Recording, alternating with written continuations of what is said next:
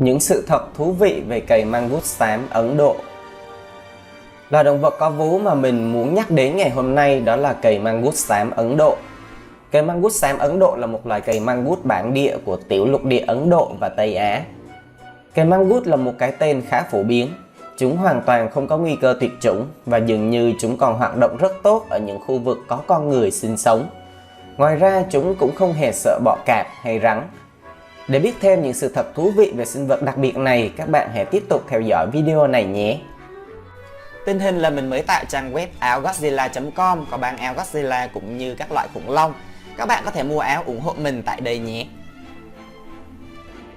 Cây mangút xám Ấn Độ sống ở Thổ Nhĩ Kỳ, bán đảo Ả Rập, Ấn Độ, Bhutan và Bangladesh. Cây mangút có chiều dài đuôi bằng với chiều dài của cơ thể. Chiều dài cơ thể từ 36 đến 45 cm và chiều dài đuôi là 45 cm. Với trọng lượng cơ thể là 0,9 đến 1,7 kg. Con đực lớn hơn con cái một cách đáng kể. Cây mangút xám Ấn Độ có bộ lông màu xám nâu hoặc xám sắc. Bộ lông của chúng thiên về màu xám, cứng và thô hơn các loài cây mangút khác.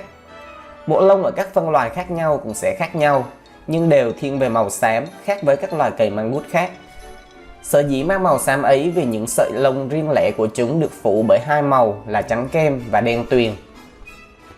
Cây mangút có một chiếc hộp sọ thuôn dài cùng một hàm răng chuyên dùng để săn mồi, với chiếc răng cửa mạnh mẽ nằm ở trước mõm, cùng những chiếc răng nanh nhọn và nhô ra giúp chúng có thể giữ chặt đầu rắn, và răng hàm cũng có chóp nhọn giúp nghiền côn trùng. Cây mangút có 5 ngón chân ở cả bàn chân trước và chân sau. Bàn chân sau của chúng không được bao phủ bởi lông, nhưng bàn chân trước được bao phủ bởi một lớp lông cùng với những móng vuốt cong và sắc nhọn. Cây mangút là loài có thể sống sót sau những cuộc tấn công của rắn hổ mang. Đây là điều mà rất ít loài động vật có thể làm được. Vì vậy, cây mangút trở thành một trong những kẻ thù đáng gờm của loài rắn này. Cây mangút xám Ấn Độ khác thường ở chỗ chúng có thể phân biệt tới 4 màu, nhiều hơn hầu hết các loài động vật có vú khác. Cây mangút thường được nuôi trong nhà để giúp con người đuổi chuột và các loài vật có thể gây hại khác. Cây mangút thường sống một mình và chúng sống vào ban ngày. Đặc biệt, sinh vật này sẽ hoạt động mạnh mẽ vào lúc sáng sớm và trước khi đêm về. Trong khoảng thời gian đó, chúng sẽ tìm kiếm các loài bò sát. Là một sinh vật di chuyển nhanh nhẹn, chúng liên tục dò xét toàn bộ khu vực để tìm kiếm thức ăn. Mặc dù là những loài sinh vật rất giỏi leo trèo, nhưng chúng ta hiếm khi được nhìn thấy chúng leo trèo trên những cành cây. Ban ngày, cây mangút thường ngủ trong những cái hốc, thân cây rỗng hoặc dưới mặt đất để tránh tiếp xúc với ánh nắng lúc giữa trưa. Những con cây mangút này sử dụng mùi hương làm dấu hiệu để trao đổi với nhau, và con đực chỉ tạo ra mùi hương này trong mùa sinh sản. Mùi hương rất nồng và có thể lan ra một khu vực rộng lớn, giống với mùi của loài trồn hôi. Như đã nhắc đến, loài vật này chỉ sống một mình, nhưng khi vào mùa giao phối khoảng tháng 3, tháng 8 và tháng 10 thì chúng sẽ kết đôi. Sau khi giao phối xong thì tách nhau ra, và con đực thường sẽ tiếp tục giao phối với những con cái khác. Từ đó chúng ta có thể thấy hệ thống giao phối của loài sinh vật này theo chế độ đa thê. Việc đẻ con thường diễn ra vào tháng 5 hoặc tháng 6 và từ tháng 10 đến tháng 12. Với mỗi con cái có thể sinh khoảng 2 hoặc 3 lứa một năm. Thông thường sẽ có 2 đến 4 con non được sinh ra sau khi con cái mang thai khoảng 60 ngày. Khi mới sinh ra, con non không thể hoạt động và cũng không thể mở mắt, nhưng chúng phát triển rất nhanh và chỉ sống cùng với mẹ lâu nhất là 6 tháng. Cây mangút con thường trưởng thành khi chúng được 6 đến 9 tháng tuổi. Cây mangút sẽ khép đôi tai ngoài của chúng lại khi săn mồi trong đất để tránh nước và bụi bẩn bám vào. Trong môi trường tự nhiên, nhờ vào chế độ ăn mà cây mangút Ấn Độ có thể sẽ làm ảnh hưởng đến số lượng những loài động vật mà chúng săn. Cây mangút rất liều lĩnh và tò mò, nhưng cũng vô cùng thận trọng. Chúng ít khi mạo hiểm mà đi xa nơi ẩn nấp của mình. Cây mangút là loài động vật ăn tạp, mặc dù phần lớn chế độ ăn của chúng là những con mồi vẫn còn sống do bản thân chúng bắt được, vì chúng là những kẻ săn mồi cơ hội. Cây mangút săn rất nhiều loài nhưng đa phần là chuột nhắt, chuột cống, thằn lằn, rắn và bọ cánh cứng. Ngoài ra chúng cũng săn các loài châu chấu, bọ cạp, rết, ếch, cua, cá. Chúng ăn thực vật như trái cây, quả mọng và rễ, cũng như những con mồi lớn hơn bao gồm thỏ rừng và diệt bạch. Ở Ấn Độ, người ta thấy cây mangút đuổi theo một con thỏ rừng đang chạy trốn cùng một con cò ruồi. Ngoài ra ở đây người ta có thể thấy cây mangut ăn trứng và con của gà rừng đỏ, chim công và chim đa đa. Chúng cũng từng đi trên những đồng cỏ để săn rắn và các loài động vật có vú nhỏ, hoặc đi trên các bãi biển ở Hawaii và lội nước để tìm thức ăn dưới những phiến đá. Cây mangut xám Ấn Độ thường mở vỏ trứng bằng cách giữ trứng ở giữa hai bàn chân, sau đó cắn một lỗ ở đầu nhỏ hơn của quả trứng. Đối với những con cây mangut nhỏ hơn, chúng thường ném chúng vào khoảng không giữa hai chân của chúng để trứng tiếp xúc với nền đất cứng và vỡ ra. Vì vậy, người ta cũng đoán rằng cây mangut xám Ấn Độ trưởng thành cũng làm như vậy với những quả trứng lớn. Mặc dù là loài động vật khá phổ biến, nhưng lịch sử tự nhiên của cây mangut xám Ấn Độ không được nhiều người biết đến. Chúng dường như có thể sống ở nhiều môi trường khác nhau, nhưng chúng đặc biệt thích môi trường thoáng đãng. Cây mangut sống ở các đồng cỏ, bãi đất trống, các mỏm đá, bụi rậm, bán sa mạc, khu vực đất canh tác và các khu vực náo nhiệt, hoặc sống trong những khu rừng, những nơi có cây cối rậm rạp, rừng khô thứ sinh, rừng gai hoặc ở ngoài bìa rừng, và có thể sống gần những khu định cư của con người.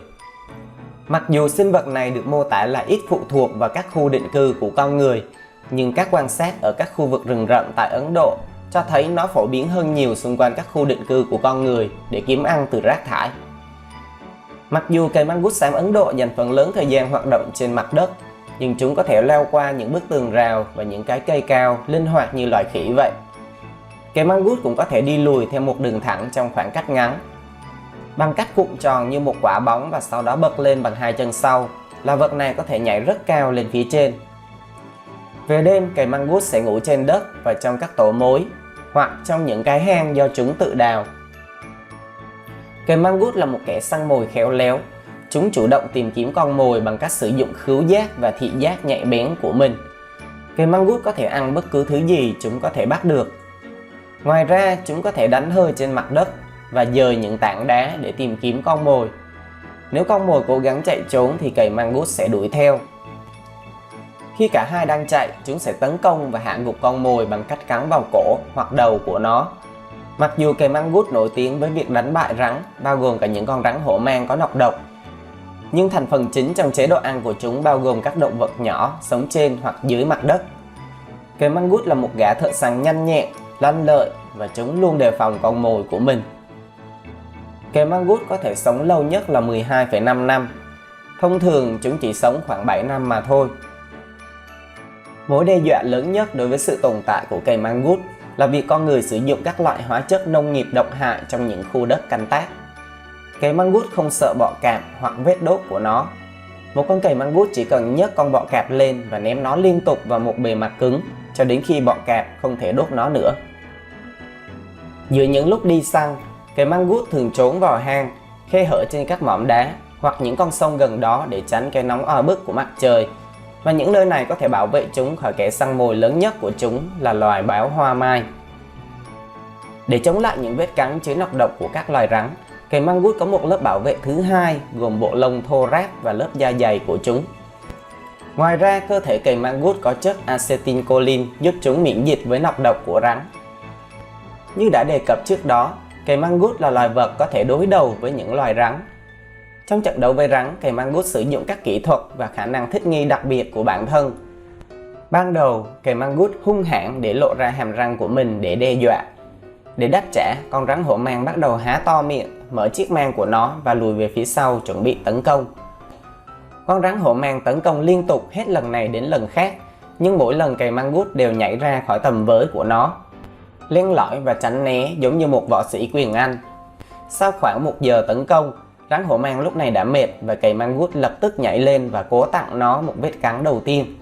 Rắn thường có thể chịu được vết cắn này, nhưng khi cây mangut vẫn kiên trì cho đến khi nó có thể giữ và làm nứt hộp sọ của rắn hổ mang. Rắn hổ mang thường thua vì nó không thể tiếp tục tấn công và thu mình đủ nhanh để tiêm nọc độc. Tuy nhiên, cây mangut sẽ gặp bất lợi trước những loài trăng hoặc các loài rắn lục hang.